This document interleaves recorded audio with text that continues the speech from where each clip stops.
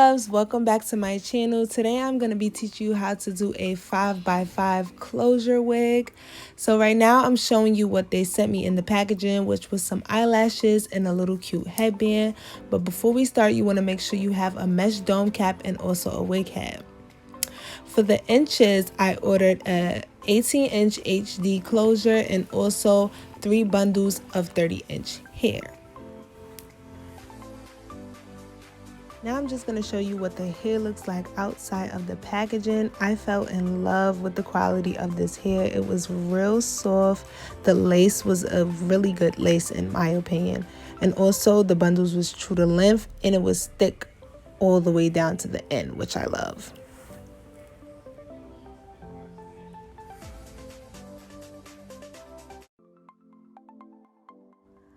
Okay, first you want to start out by sewing your closure down first. When you're sewing your closure down, make sure it is 1 inch away from the wig cap. So you want to make sure that lace is sitting on the wig head and not the wig cap. Then you want to use T-pins to pin around the perimeter of the closure. When you're pinning it, make sure you're pinning it flat because that makes it easier for you to sew and it won't be no lumps and bumps in your closure. Me personally, this is a struggle for me. I don't know why I've made so many wigs and it's still a struggle for me. So when you're pinning it, make sure you're getting it as flat as possible so it'll be easier for you to sew. And also make sure you're sewing close together.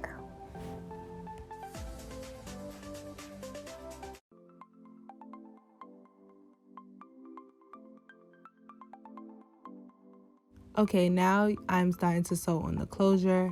I always start at the back first. It is okay if you start at the sides. This is just something that I do and it's something that's just more comfortable for me. But you want to make sure that the needle is going through the lace and through the cap. And it would have been smart for me to tie this hair up, like pin it up or do something. I pinned it up later on in the video, but it was just in my way. Like I told you guys that I struggled with this part. I don't know why I didn't pin it up sooner. Maybe I was just being lazy, but like, girl, it was all in my way. But make sure the needle is going through the lace and through the cap.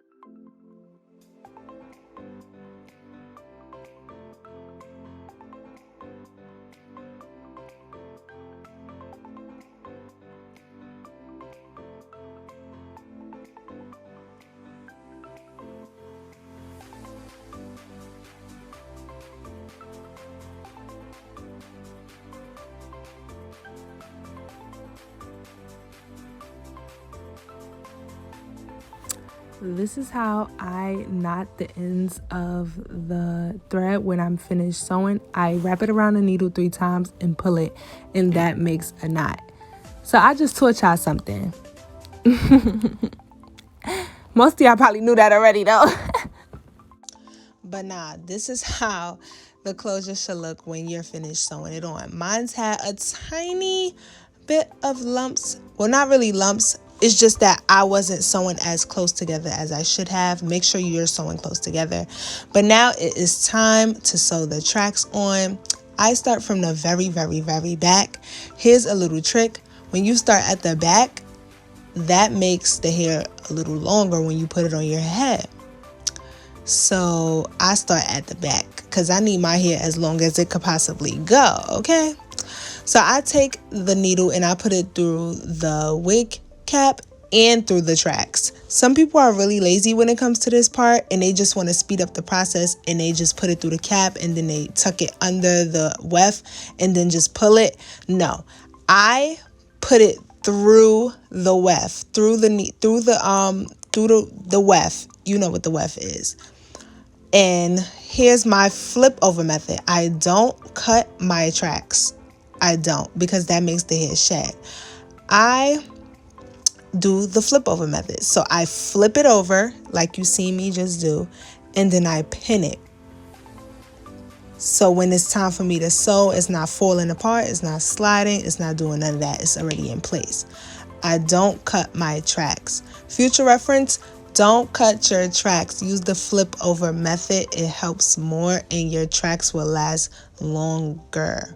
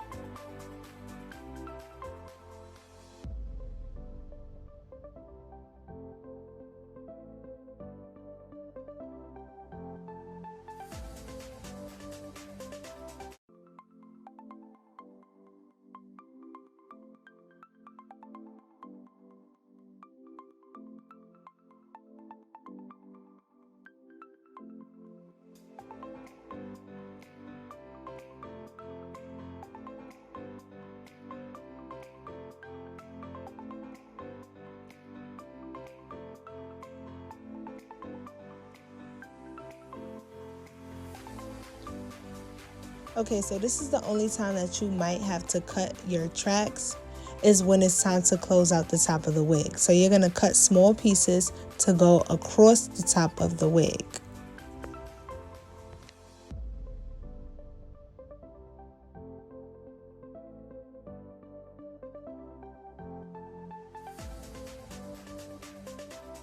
And when you're finished, it should look something like this. So you're closing out the top of the wig. You shouldn't see any lace. You shouldn't see nothing. All of that should be covered because you closed out the top of the wig. So this is how it looked when I finished. I hope you guys enjoyed my little tutorial. I hope it was as informational as possible. Don't forget to like, comment, and subscribe. And I'll see you guys in my next video. Mwah.